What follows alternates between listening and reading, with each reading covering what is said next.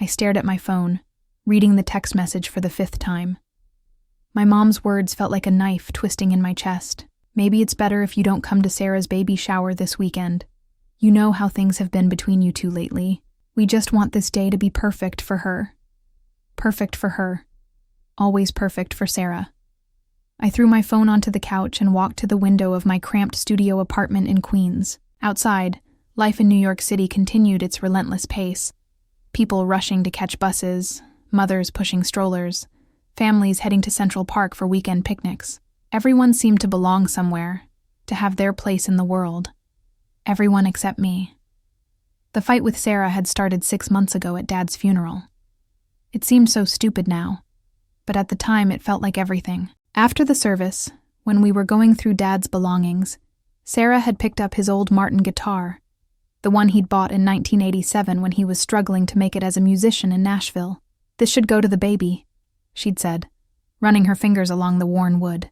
"When he's old enough, it'll be a beautiful way to connect with his grandfather."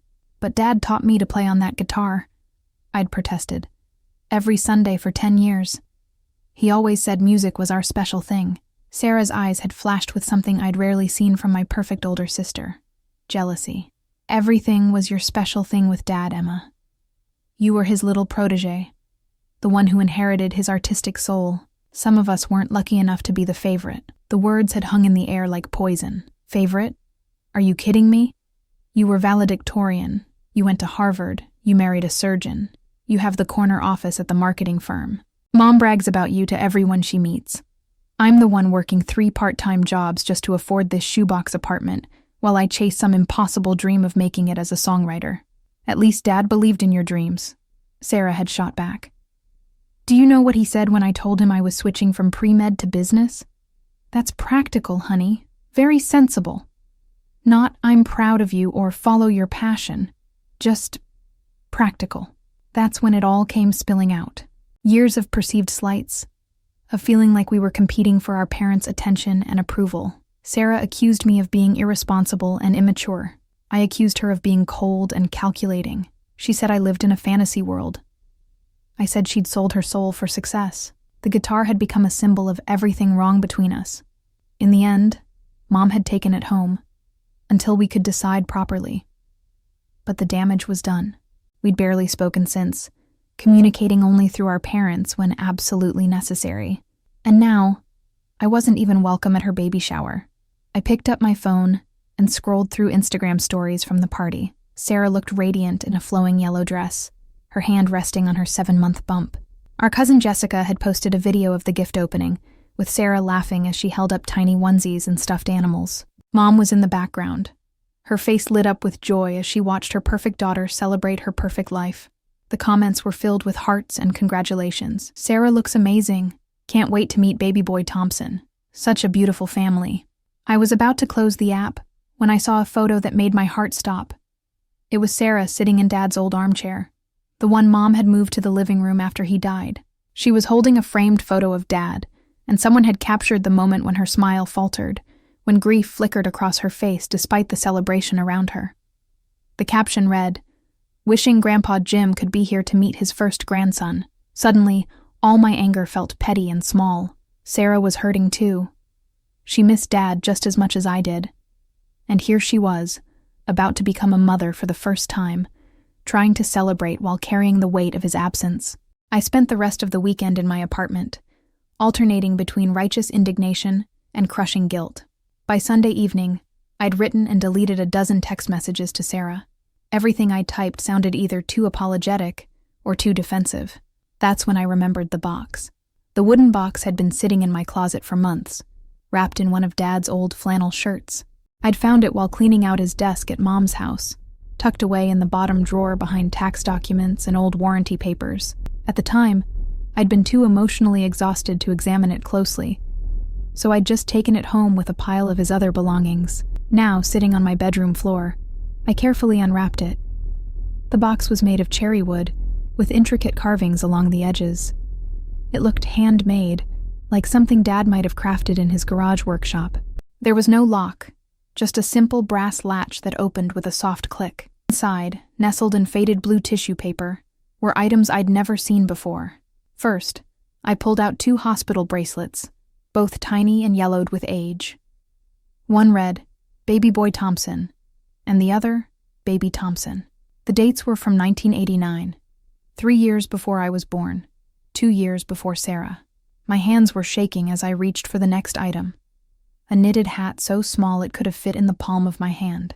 It was pale yellow, with tiny pearl buttons and delicate stitching. Someone had made this with incredible care and love.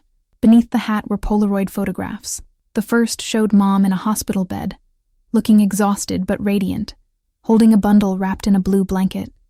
She looked so young. She couldn't have been more than 25. Dad was beside her, his hair still thick and dark, gazing down at whatever Mom was holding with an expression of pure wonder. The next photo showed the bundle more clearly. It was a baby, so tiny and perfect, with a shock of dark hair and closed eyes. He looked peaceful, like he was just sleeping. The final photo was the hardest to look at. It showed Mom and Dad together, both crying, holding the baby between them. Dad's large hands were cradling the infant's head, and Mom's finger was tracing the baby's cheek. It was a moment of profound love and devastating loss, captured forever in a fading Polaroid. At the bottom of the box, wrapped in tissue paper, was a letter in Dad's familiar handwriting. The envelope was addressed to my son, Michael James Thompson. With trembling fingers, I unfolded the letter. My dearest Michael, I'm writing this on what should have been your second day in this world. Instead, it's the day we have to say goodbye.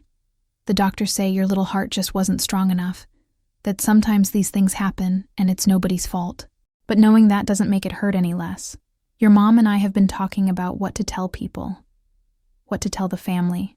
Everyone keeps asking how we're doing, when the funeral will be, if there's anything they can do. We don't know how to answer. How do you have a funeral for someone who barely got to exist? How do you grieve for someone most people will never even know about? We've decided to keep you private, to mourn you quietly. Maybe that's selfish, but we need time to figure out how to live with this hole in our hearts. Your grandparents know, and a few of our closest friends, but we're not ready to share you with the world yet. I want you to know that in your 2 days with us, you were perfect. You had your mother's nose and what I swear was already your own little personality. When I held you, you gripped my finger so tight, like you were trying to tell me something important. I hope you were telling me that you love us, because we love you more than words can express. Someday, God willing, you'll have brothers or sisters. We'll tell them about you when they're old enough to understand. We'll make sure they know that they had a big brother who was watching over them, who was part of our family even though his time with us was short. Until we meet again, my son, your daddy loves you.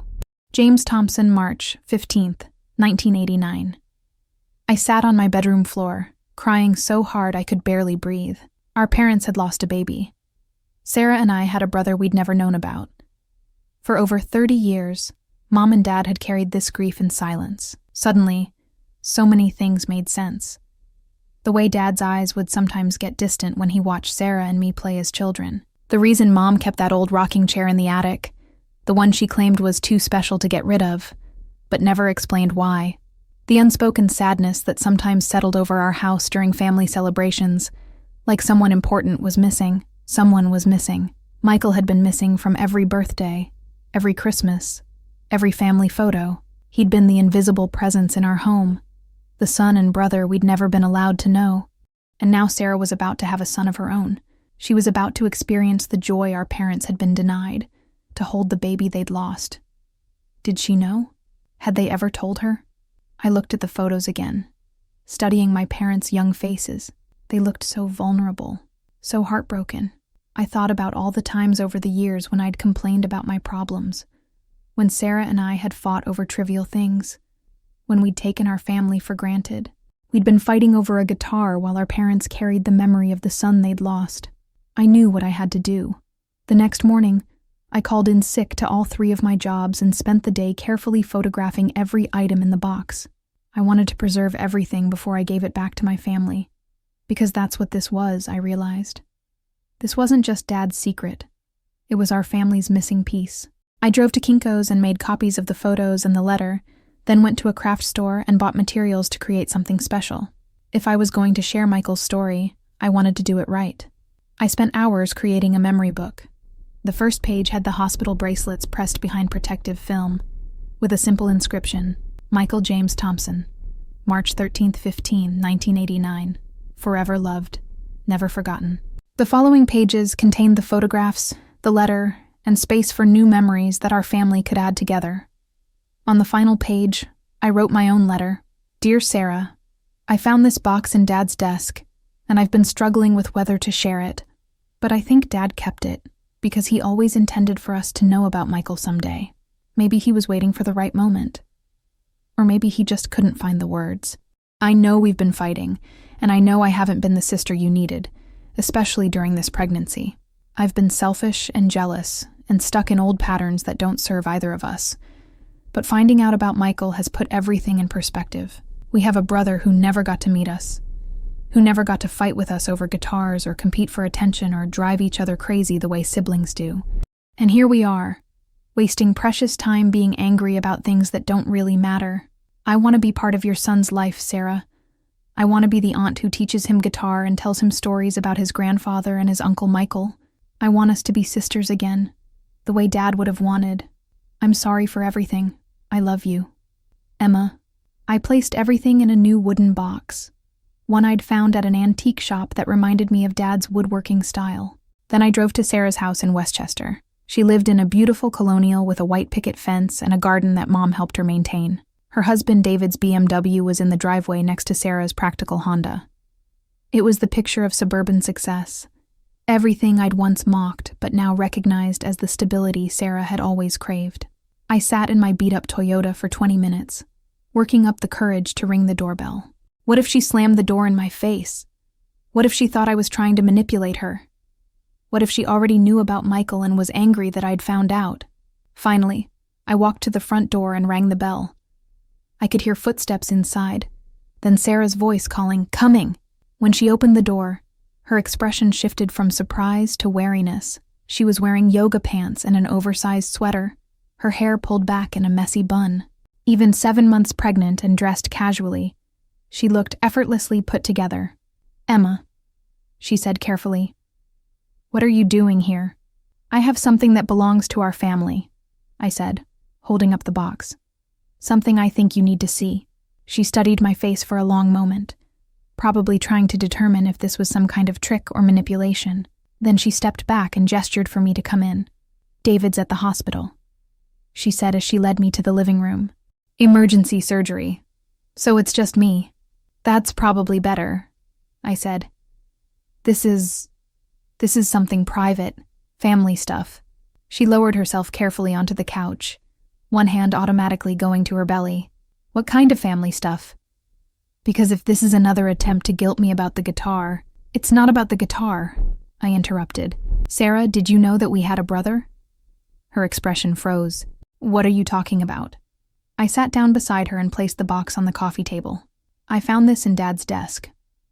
I think he meant for us to find it eventually." With shaking hands, I opened the box and showed her the contents. Sarah's face went through a series of emotions: confusion, disbelief, shock, and finally, overwhelming grief. When I showed her the letter, she began to cry. Not just tears, but deep, wrenching sobs that seemed to come from somewhere ancient and profound. "They never told us," she whispered. 32 years, and they never said a word. "I think they were protecting us," I said, crying too. Or maybe protecting themselves. Maybe they didn't know how to share something so painful. Sarah picked up the tiny knitted hat, holding it like it was made of spun glass. "Mom made this," she said with certainty. "I recognize her stitching. She must have made it while she was pregnant, getting ready." She couldn't finish the sentence, but she didn't need to. We both understood the devastating hope that had gone into every stitch of that hat. "Sarah," I said gently, "I'm sorry about everything. The fighting, the guitar, missing your baby shower. I've been so caught up in old hurts that I forgot what really matters." She looked at me through her tears. "I'm sorry too. I said terrible things at Dad's funeral. I was grieving, and I took it out on you. We both said terrible things." She nodded, then looked down at her belly. "I've been so scared," she admitted, "about becoming a mother, about something going wrong, about not being good enough. And now, knowing this happened to Mom and Dad. Hey, I said, reaching for her hand. That's not going to happen to you. And even if something did, you wouldn't be alone. You have David, you have Mom, and you have me. If you want me. Of course I want you, she said, squeezing my hand. You're my sister. You're the only sister I have. We sat there crying and holding each other for a long time, mourning the brother we'd never known and the years we'd wasted being angry. When we finally pulled apart, Sarah wiped her eyes and looked at the memory book I'd created. This is beautiful, she said, turning the pages carefully. Dad would have loved this. I was thinking, I said hesitantly, maybe we could add to it. Photos from your baby shower, ultrasound pictures, stories about Michael that Mom and Dad might want to share now that we know. Sarah nodded eagerly. Yes, and I want to tell my son about his Uncle Michael. I want him to know he's not the first Thompson boy, that he's carrying on something important. What are you naming him? I asked. We were thinking James, after Dad, she said. But now, maybe James Michael? If you think that would be okay? I felt my heart swell with love for my sister and her generous spirit. I think Dad and Michael would both be honored. 3 weeks later, I was back in Sarah's living room. But this time the atmosphere was completely different. Mom was there too, along with our aunts Linda and Carol, David's mother, and several of Sarah's close friends. It was supposed to be a casual get-together, but it felt like something much more significant. Are you sure you want to do this? Sarah asked me for the third time. She was curled up in Dad's old armchair, the one Mom had brought over from her house, with the memory book in her lap. I'm sure, I said. They should know. Michael was part of this family too. Sarah had called Mom 2 days after I'd shown her the box. The conversation had been difficult. Mom had cried, apologized, and explained that she and Dad had planned to tell us about Michael when we were older, but somehow the right moment had never come. Years had passed, and it became easier to keep the secret than to figure out how to share it. We were so young when it happened, Mom had explained, 25 and 27, and we thought we had all the time in the world. Losing Michael nearly destroyed us. We didn't know how to grieve publicly, so we grieved privately. And then when Sarah came along 2 years later, it felt like maybe we were supposed to focus on the children we had instead of the one we'd lost. But Mom had been relieved too. Relieved that the secret was finally out, that she could talk about her first son without worrying about protecting us from pain we were old enough to handle. Now, sitting in Sarah's living room with our extended family, Mom looked nervous but determined. She held the box in her hands like it contained something precious and fragile, which, of course, it did. There's something your father and I should have told all of you years ago, Mom began, her voice steady despite the tears in her eyes. Before Sarah and Emma were born, we had another child, a son named Michael. The room went quiet. Aunt Linda, who had known about Michael, reached over and squeezed Mom's hand.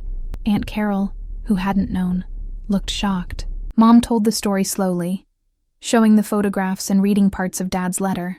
She talked about the 2 days they'd had with Michael, the impossible decision to keep his existence private, and the guilt she'd carried for years about whether they'd made the right choice. I made this hat, she said, holding up the tiny yellow knit cap. I was so sure he was going to be a girl. The ultrasounds weren't as clear back then, but when he was born, I thought, well, yellow works for boys too. I never got to see him wear it. David's mother, Patricia, was crying openly. Oh, Helen, she said. I can't imagine. To lose a child. The hardest part, Mom continued, was watching other families with their children and wondering what Michael would have been like. Would he have been musical like Emma? Would he have been driven like Sarah? Would he have brought David and Sarah together somehow? Been an uncle to their children? Sarah shifted in her chair, one hand on her belly. Mom, I want to name the baby James Michael, after Dad and after the brother I never got to meet. Mom's face crumpled with emotion. Are you sure? I'm sure. And I want him to know about his Uncle Michael. I want him to grow up with those stories, with that love. That's when Aunt Carol spoke up. I have something to add to this, she said quietly. Helen, you and Jim weren't the only ones who lost a child in this family. Everyone turned to look at her. Aunt Carol was Mom's younger sister. always the practical one, the one who kept family logistics organized and emotions contained. I had a miscarriage in 1995, she said. 12 weeks along. We just started telling people. Linda knew, but I never told you, Helen, because you'd already been through so much with Michael. I didn't want to add to your pain. Mom stared at her sister. Carol, I had no idea. And I had an ectopic pregnancy in 2001. Aunt Linda added softly. Lost the baby and nearly died myself. I never told either of you because I was embarrassed, like I'd failed somehow. The room was silent except for the sound of people crying. 3 sisters, 3 losses, 30 years of carrying grief alone. We've all been protecting each other from pain that we should have been sharing, Mom said finally. Jim always said that families are supposed to hold each other up during the hard times, not shield each other from reality. Sarah wiped her eyes and looked around the room. I want things to be different for my son. I want him to grow up knowing all of our stories, the happy ones and the sad ones. I want him to understand that love doesn't always get to stay, but that doesn't make it less real. Patricia nodded. When David was born, I was terrified something would happen to him. I think every mother feels that way. But you can't let fear steal the joy. Speaking of joy, I said, pulling out my phone, I have something to show you all. I'd been working on a surprise for Sarah for the past 3 weeks. Using the old photos of Michael and some recent pictures of Sarah, I'd created a digital family tree that included everyone, the living and the lost. This is our family, I said, showing them the image on my phone. All of us. Michael's at the center because, in a way, he's what brought us all back together. Sarah studied the image, then smiled through her tears. Emma, this is perfect. Can you print it? I want to put it in the nursery. Already done, I said, pulling out a framed copy from my bag. And I have one for Mom, too. As everyone gathered around to look at the family tree, I felt something I hadn't experienced in months. Belonging. Not just tolerance or obligation, but genuine love and acceptance.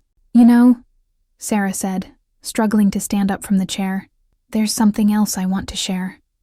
She disappeared into the kitchen and came back with Dad's guitar. I talked to Mom, she said, looking at me. And we both agree that this belongs with you. Dad taught you to play for a reason, maybe so you could teach his grandson someday. I felt my throat close up with emotion. Sarah, are you sure? I'm sure. But I have one condition. Anything. I want you to play something for us. Something that reminds you of Dad. I took the guitar with reverent hands, feeling the familiar weight of it, the worn smoothness of the neck where Dad's fingers had played for decades. I tuned it quickly and thought about what song would be appropriate for this moment. Then I remembered the lullaby Dad used to sing to Sarah and me when we were little, the one he said his own father had sung to him. I'd never been able to find it in any songbook. It was just something passed down through generations of our family. I began to play, and my voice joined the melody. Sleep now, little one. The day is done. Tomorrow brings new light. Dream of all the love that surrounds you. Everything's gonna be all right.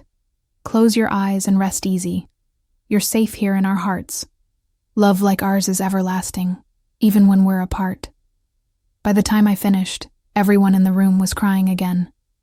But these were different tears. These were tears of connection, of healing, of love that had found its way back home. Sarah placed her hand on her belly and smiled. He's kicking, she said. I think he likes his aunt's music. 3 months later, James Michael Thompson was born healthy and perfect, with dark hair like his grandfather and Uncle Michael. When I held him for the first time in the hospital, Sarah said, I want you to be his godmother, Emma. I want you to be the one who teaches him guitar and tells him stories about all the people who love him. Looking down at my nephew, I thought about the chain of love that had brought us to this moment.